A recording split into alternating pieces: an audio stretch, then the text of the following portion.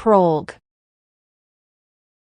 Inspector Lindsay Boxer. It is an unusually warm night in July, but I'm shivering badly as I stand on the substantial gray stone terrace outside my apartment.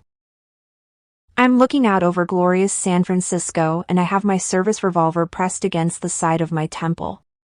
"God damn you, God!" I whisper.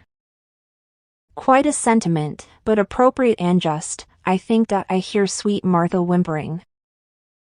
I turn and see she is watching me through the glass doors that lead to the terrace. She knows that something is wrong. "It's okay," I call to her through the door. "I'm okay. Go lie down, girl." Martha won't leave, though, won't look away. She's a good, loyal friend who's been nuzzling me goodnight every single night for the past 6 years. As I stare into the border collie's eyes, I think that maybe I should go inside and call the girls. Claire, Cindy, and Jill would be here almost before I hung up the phone. They would hold me, hug me, say all the right things. "You're special, Lindsay. Everybody loves you, Lindsay, only I'm pretty sure that I'd be back out here tomorrow night, or the night after. I just don't see a way out of this mess. I have thought it all through 100 times. I can be as logical as hell, but I am also highly emotional, obviously. That was my strength as an inspector with the San Francisco Police Department. It is a rare combination, and I think it is why I was more successful than any of the males in homicide. Of course, none of them are up here getting ready to blow their brains out with their own guns. I lightly brush the barrel of the revolver down my cheek and then up to my temple again. Oh God, oh God, oh God. I am reminded of soft hands of Chris, and that starts me crying. Lots of images are coming way too fast for me to handle. The terrible, indelible honeymoon murders that terrified our city, mixed with close-ups of my mom and even a few flashes of my father. My best girls Claire, Cindy, and Jill are crazy club. I can even see myself, the way I used to be, anyway. Nobody ever thought that I looked like an inspector, the only woman homicide inspector in the entire SFPD. My friends always said I was more like Helen Hunt married to Paul Reiser in Mad About You. I was married once. I was no Helen Hunt, he sure was no Paul Reiser.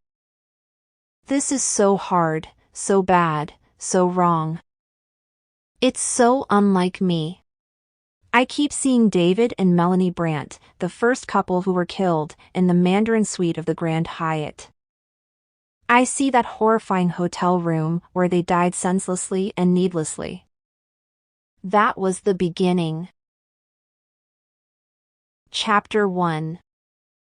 Beautiful long-stemmed red roses filled the hotel suite, the perfect gifts, really. Everything was perfect.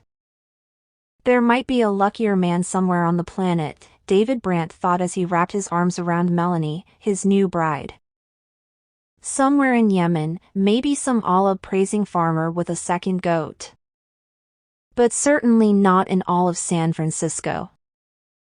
The couple looked out from the living room of the Grand Hyatt's Mandarin suite. They could see the lights of Berkeley off in the distance, Alcatraz, the graceful outline of the lit-up Golden Gate Bridge. "It's incredible." Melanie beamed. "I wouldn't change a single thing about today." "Me either," he whispered. "Well, maybe I wouldn't have invited my parents." They both laughed.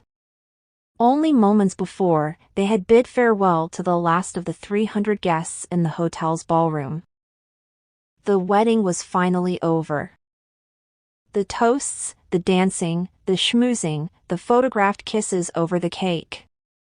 Now it was just the two of them. They were 29 years old and had the rest of their lives ahead of them. David reached for a pair of filled champagne glasses he had set on a lacquered table.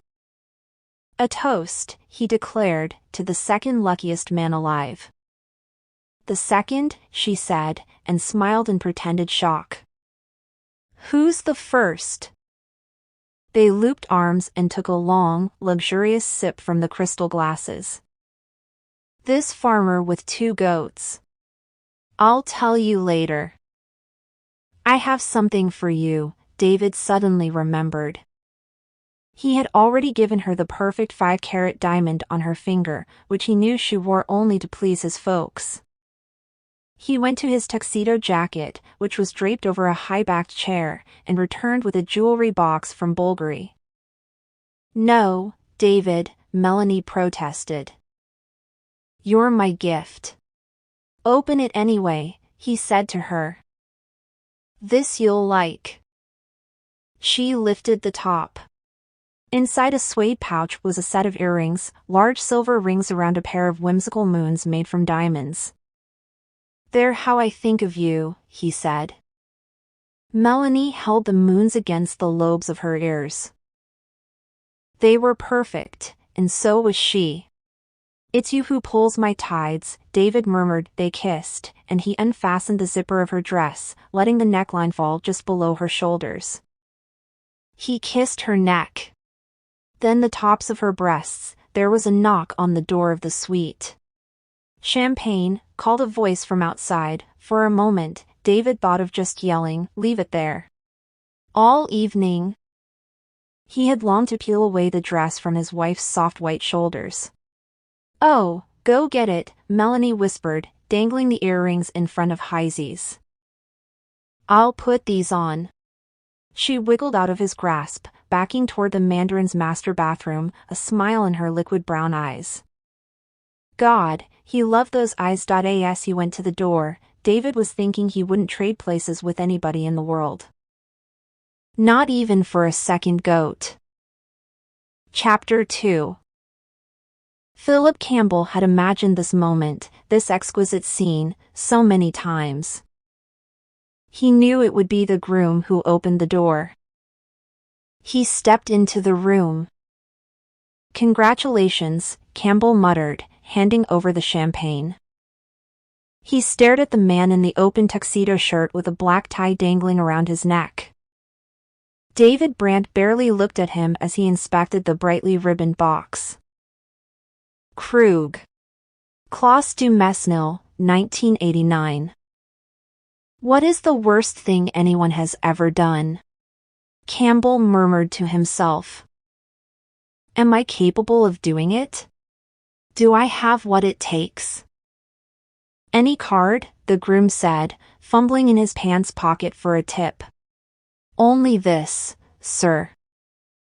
Campbell stepped forward and plunged a knife deep into the groom's chest, between the 3rd and 4th ribs, the closest route to the heart. For the man who has everything, Campbell said. He pushed his way into the room and slammed the door shut with a swift kick.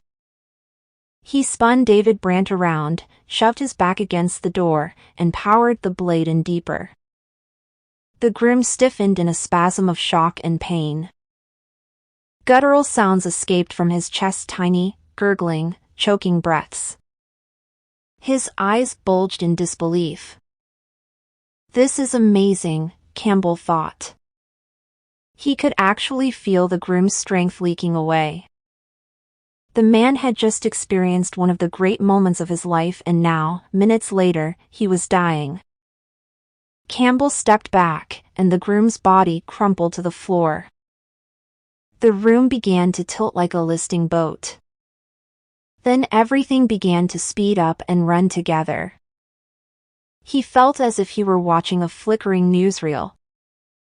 Amazing. Nothing like he had expected. Campbell heard the wife's voice and had the presence of mind to pull the blade out of David Brandt's chest. He rushed to intercept her as she came from the bedroom, still in her long, lacy gown.